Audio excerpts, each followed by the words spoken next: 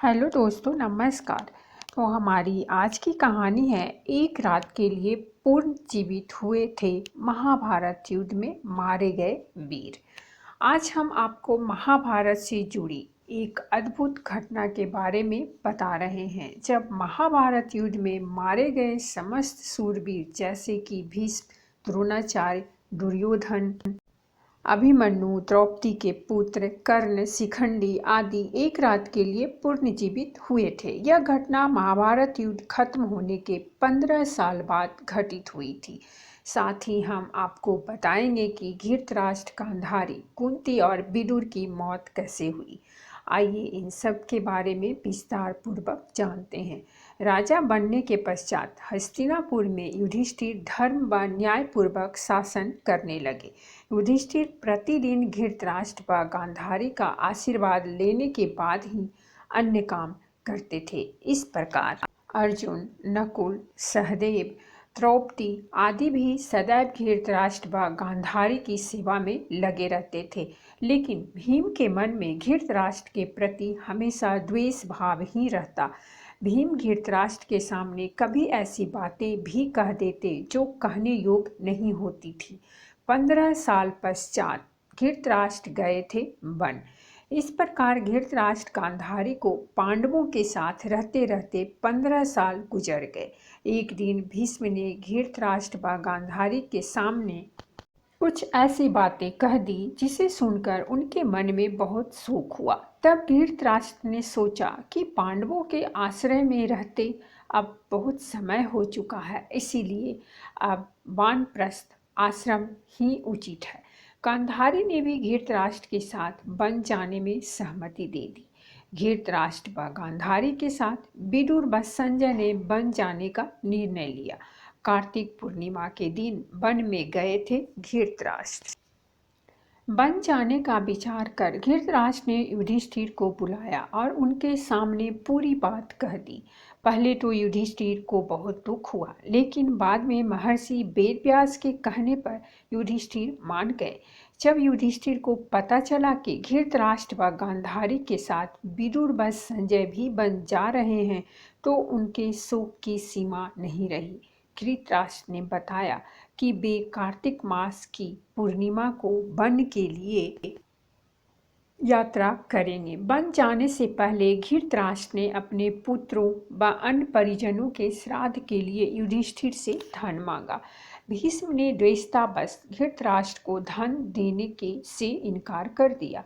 तब युधिष्ठिर ने उन्हें फटकार लगाई और धृतराष्ट्र को बहुत सा धन देकर श्राद्ध कर्म संपूर्ण करवाया। तय समय पर धृतराष्ट्र, गांधारी, विदुर व संजय ने वन यात्रा प्रारंभ की। इन सभी को वन जाते देख पांडवों की माता कुंती ने भी वन में निवास करने का निश्चय किया। पांडवों ने उन्हें समझाने का बहुत प्रयास किया, लेकिन कुंती भी धृतराष्ट्र और गांधारी के साथ वन चली गई। धृतराष्ट्र से मिलने एक साल बाद गए थे युधिष्ठिर। धृतराष्ट्र आदि ने पहली रात गंगा नदी के तट पर व्यतीत की। कुछ दिन वहां रुकने के बाद धृतराष्ट्र, गांधारी, कुंती, विदुर व संजय कुरुक्षेत्र आ गए। यहाँ महर्षि वेदव्यास से वनवास की दीक्षा लेकर ये सभी महर्षि सत्ययुग के आश्रम में निवास करने लगे। वन में रहते हुए धृतराष्ट्र घोर तप करने लगे। तप से उनके शरीर का मांस सूख गया। सिर पर महर्षियों की तरह जटा धारण कर वे और भी कठोर तप करने लगे। तप से उनके मन का मोह दूर हो गया। गांधारी और कुंती भी तप में लीन हो गई। विदुर और संजय इनकी सेवा में लगे रहते और तपस्या किया करते थे। इस प्रकार वन में रहते हुए धृतराष्ट्र आदि को लगभग 1 वर्ष बीत गया। इधर हस्तिनापुर में एक दिन राजा युधिष्ठिर के मन में वन में रह रहे अपने परिजनों को देखने की इच्छा हुई। तब युधिष्ठिर ने अपने सेना प्रमुखों को बुलाया और कहा कि वन जाने की तैयारी करो। मैं अपने भाइयों व परिजनों के साथ वन में रह रहे महाराज धृतराष्ट्र, माता गांधारी व कुंती आदि के दर्शन करूंगा।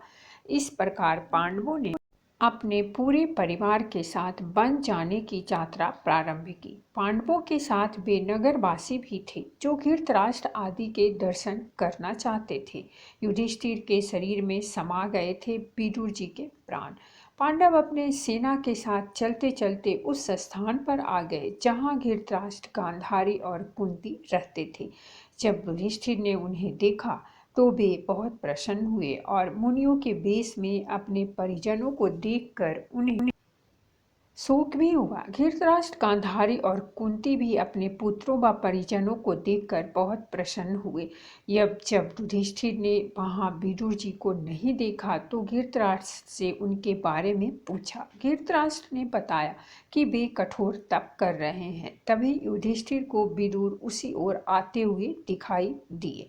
तब वन में एक पेड़ के नीचे उन्हें विदुर जी खड़े हुए दिखाई दिए। उसी समय विदुर जी के शरीर से प्राण निकले और युधिष्ठिर में समा गए। जब युधिष्ठिर ने देखा कि विदुर जी के शरीर में प्राण नहीं है तो उन्होंने उनका दाह संस्कार करने का निर्णय लिया। तभी आकाशवाणी हुई कि विदुर जी संन्यास धर्म का पालन करते थे, इसीलिए उनका दाह संस्कार करना उचित नहीं है। यह बात युधिष्ठिर ने आकर महाराज धृतराष्ट्र को बताई।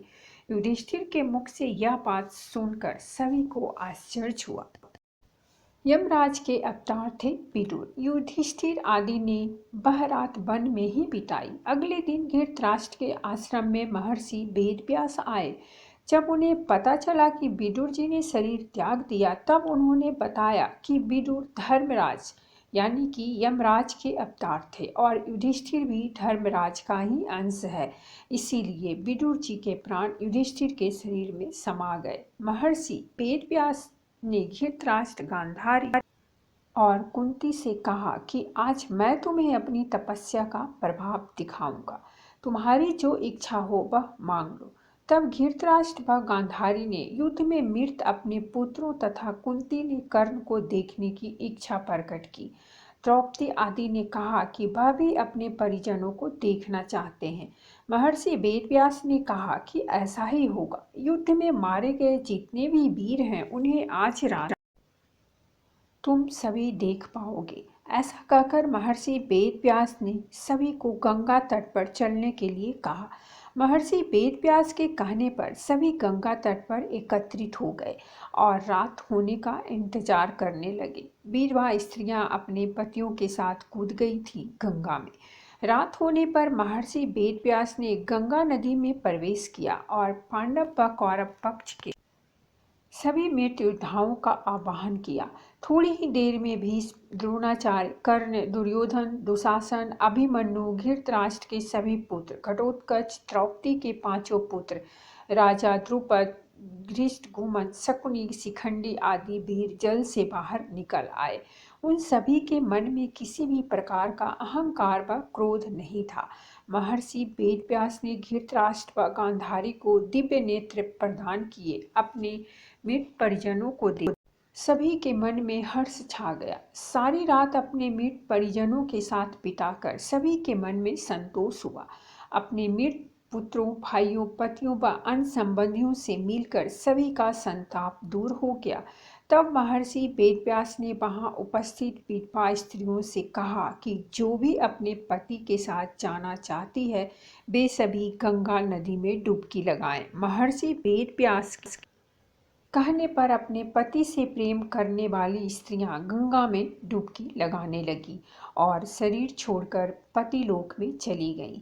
इस प्रकार वह अद्भुत रात समाप्त हुई। आग में जलकर हुई धृतराष्ट्र, गांधारी व कुंती की मृत्यु। इस प्रकार अपने मृत परिजनों से मिलकर धृतराष्ट्र, गांधारी, कुंती व पांडव बहुत प्रसन्न हुए।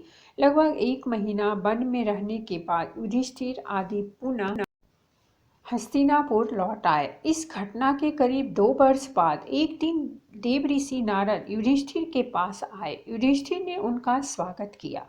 जब देवऋषि नारद ने उन्हें बताया कि वे गंगा नदी के आसपास के तीर्थों के दर्शन करते हुए आए हैं तो युधिष्ठिर ने उनसे धृतराष्ट्र, गांधारी व माता कुंती के बारे में पूछा। तब देवऋषि नारद ने उन्हें बताया कि तुम्हारे वन से लौटने के बाद धृतराष्ट्र आदि हरिद्वार चले गए। वहाँ भी उन्होंने घोर तपस्या की। एक दिन जब वे गंगा स्नान कर आश्रम आ रहे थे, तभी वन में भयंकर आग लग गई। दुर्बलता के कारण धृतराष्ट्र, गांधारी व कुंती भागने में असमर्थ थे, इसीलिए उन्होंने उसी अग्नि में प्राण त्यागने का विचार किया और वही एकाग्रचित्त होकर बैठ गए। इस प्रकार धृतराष्ट्र, गांधारी व कुंती ने अपने प्राणों का त्याग कर दिया। संजय ने ये बात तपस्वियों को बताई और वे स्वयं हिमालय पर तपस्या करने चले गए। धृतराष्ट्र, गांधारी व कुंती की मृत्यु का समाचार जब महल में फैला तो हाहाकार मच गया। तब देवऋषि नारद ने उन्हें धैर्य बंधाया। युधिष्ठिर ने विधि पूर्वक सभी का श्राद्ध कर्म करवाया और दान दक्षिणा देकर उनकी आत्मा की शांति के लिए संस्कार किए। तो दोस्तों, ये थी हमारी आज की कहानी। अगर कहानी अच्छी लगी हो तो प्लीज़ हमारे चैनल को सब्सक्राइब कीजिए, वीडियो को लाइक और शेयर ज़रूर करें।